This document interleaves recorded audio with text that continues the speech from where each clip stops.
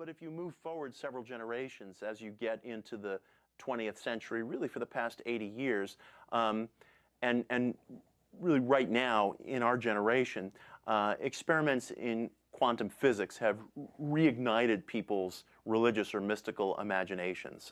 It's almost impossible to overstate the strangeness and the peculiar nature, the astonishing nature of what's been found in quantum physics experiments, say, over the past 8 decades. On an atomic scale, scientists are finding that particles seem not to appear until they're observed. It's suggestive of all kinds of incredible and extraordinary things, and quantum physicists are rightly concerned that New Agers or people like me should not be seizing upon these things to say, aha, look, evidence of everything the Renaissance occultists were interested in. Because quantum physicists themselves don't understand this material. It's the challenge of our age. It's the mystery of our age. The brutal fact is that Aspect's experiment confirms quantum mechanics, and it confirms it in this very peculiar situation. So that I'm obliged to admit that the quantum correlations exist in the world, and if we are to explain them and not just accept them as given, if we are to explain them, we are obliged to invoke something like actions going faster than light from one place to another. It's as if somebody was playing a trick on us. It's as if behind the scenes.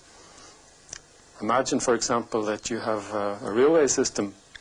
We know that the trains cannot go faster than light, but you might, by studying the timetable very carefully, discover that during the night, trains have to be returned to their starting point faster than light. So behind the scenes, extraordinary things are happening which we cannot use personally. And this is a dilemma. I don't think we have a good way of looking at it. It's as if somebody was playing a trick on us. It's as if somebody was playing a trick on us.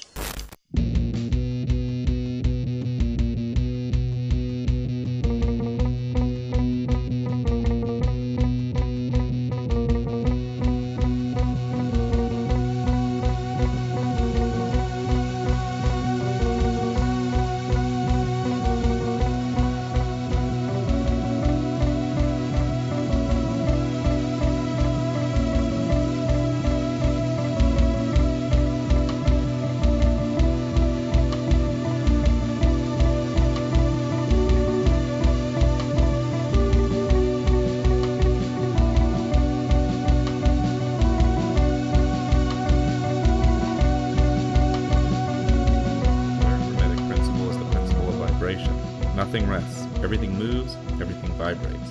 This principle is extremely interesting now that we have quantum physics. The idea that we're all just energy vibrating at various speeds and wavelengths is now an accepted scientific theory. In the past, that was pure Hermeticism. It's a very fundamental question I want to ask as a biologist, because when I look at biological systems, my body, your body, the human body has 100 trillion cells.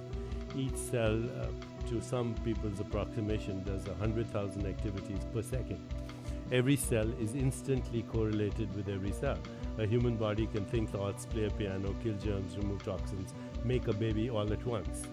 Okay, whilst it's doing that, your biological rhythms are actually mirroring the symphony of the universe, because you have circadian rhythms, seasonal rhythms, tidal rhythms. They mirror everything that's happening in the whole universe. To my mind, the human body is an example, or for that matter, a leaf or any biological of quantum entanglement. Everything is correlated with everything instantly. What would you say to that? Well, yes, things are entangled, so in some sense messages can travel faster than light instantaneously. Mm-hmm. However, the messages that go faster than light are random messages. Mm-hmm. You can't send Morse code or information through these things.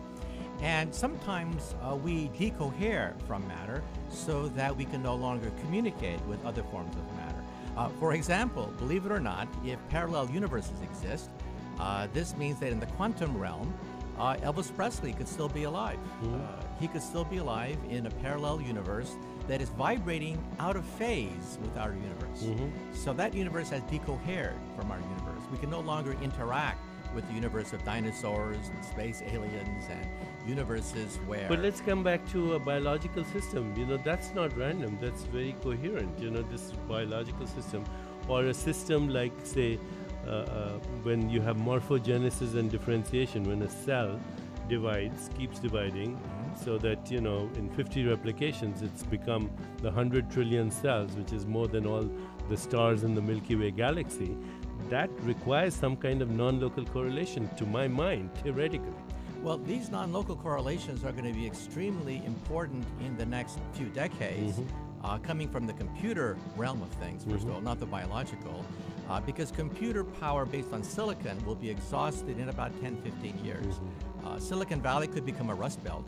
We may have to go to quantum computers. And quantum computers compute on atoms. Forget the transistors of silicon. When Silicon Valley becomes a rust belt, we'll have quantum computers computing on atoms. And then this discussion we're having will determine the gross domestic product of the planet Earth. So hopefully if you're watching this, you have an understanding of what divination is from a biblical perspective, since that is going to be where I'm coming at this from as a Christian. So I say that to just put it out there on the table so that it makes sense from the beginning.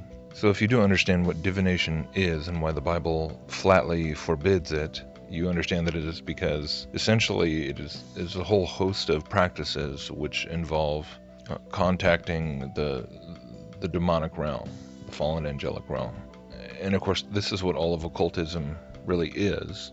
But I've been thinking about this a lot lately as I've just been tumbling further and further down the rabbit hole of quantum mechanics and quantum physics and concepts like quantum entanglement, which is one of the aspects of quantum physics which a lot of New Agers and occultists and mystics do like to point to as evidence of science vindicating ancient esoteric beliefs and mystical beliefs, much to the chagrin of many of the materialistic physicists out there. But nevertheless, this tension continues to kind of mount, and more and more people are looking to quantum physics as this mode by which science and spirituality can be like reconciled. So, but there's that tension there within the scientific community, quote unquote.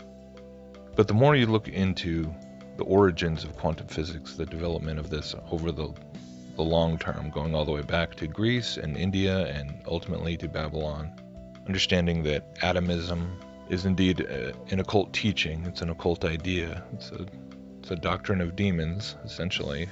From all that I can ascertain, just like evolution and many other teachings, somehow it is very intrinsic to the teachings of pantheism, pantheistic monism and mysticism, and it's filtered down all the way through the millennia, and then taking hold again in the West during the Renaissance with the resurgence of alchemy and Kabbalah and Hermeticism, giving way to the scientific revolution, and then around the turn of the 20th century, we have Albert Einstein and Niels Bohr and this explosion of knowledge, pardon the pun, in nuclear physics and atomic theory, relativity and all that.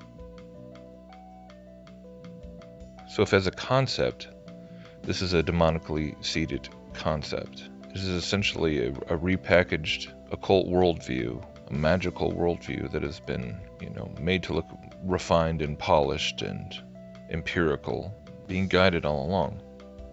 I just found it absolutely incredible to be listening to figures such as John Bell, from CERN, whose experiments have been one of the pivotal physics experiments pertaining to the whole quantum entanglement idea being supposedly proven, and actually hearing him say out of his own mouth, it's as if someone's playing a trick on us. And going back to divination and occultism, which obviously, if you understand occultism, and it involves a great deal of experimentation, an experimenting kind of mindset.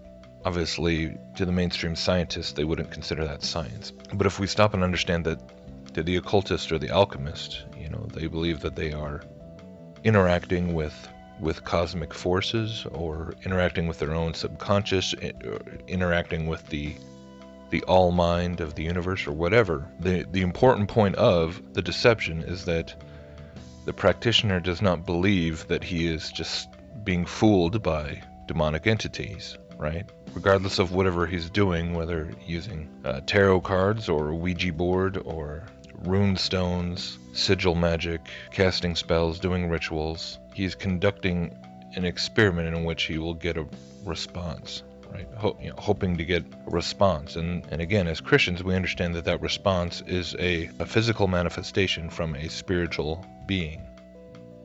And so thus we do understand that in certain limited ways, the demonic realm can interact with the 3D physical universe and manifest, energy, essentially.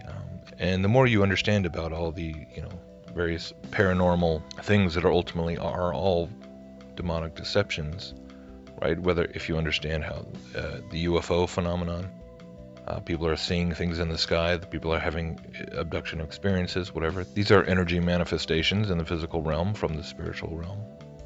People who get into ghost hunting and paranormal research, and they go out and they're actually looking for things like electromagnetic fields and sounds and so on, like physical manifestations of what they believe are deceased spirits or psychic impressions of some past event or whatever.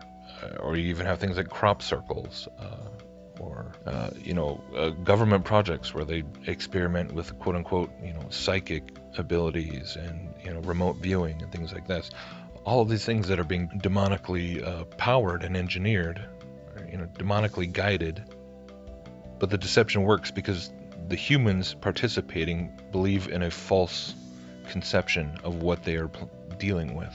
So if we understand all of that put together, how crazy is it to stop and ask how difficult it would be for such entities to do things like manipulate a single quote-unquote photon in an experiment, or subatomic particles, whether it was at CERN or in any of these famous experiments that have led up to CERN, such as the extremely famous double slit experiment.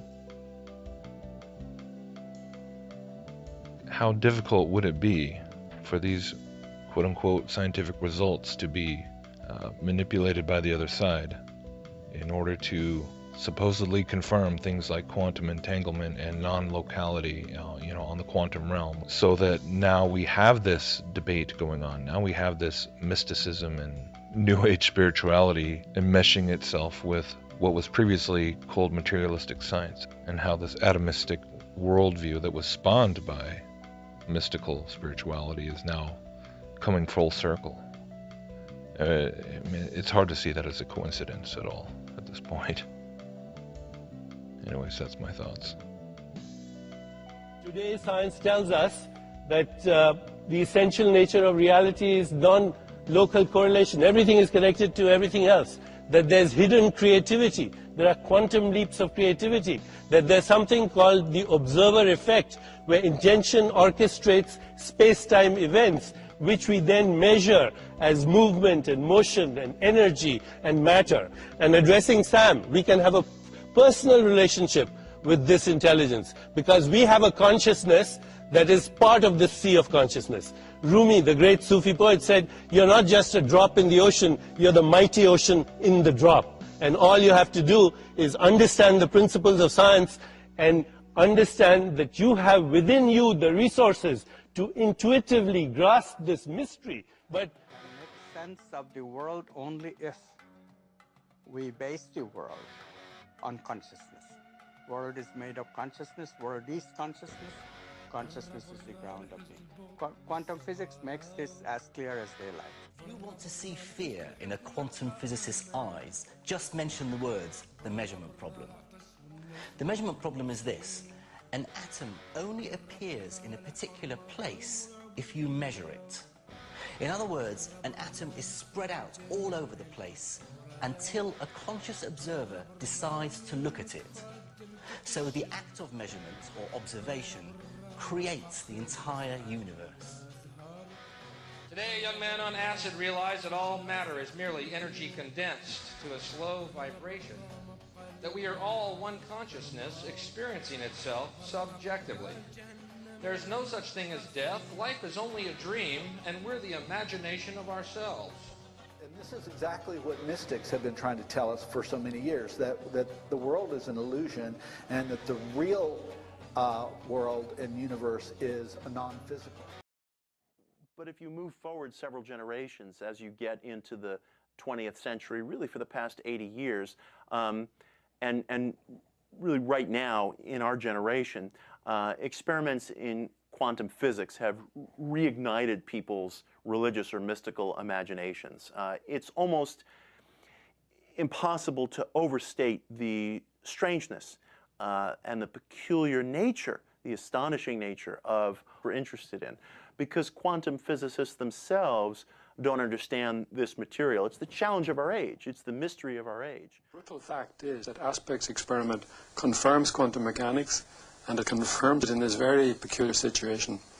So that I'm obliged to admit that the quantum correlations exist in the world, and if we are to explain them and not just accept them as given, if we are to explain them, we are obliged to invoke something like I use personally.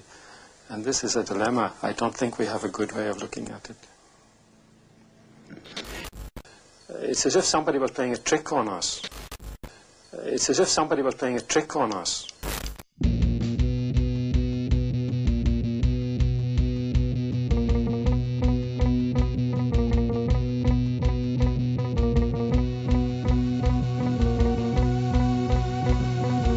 Actions going faster than light from one place to another.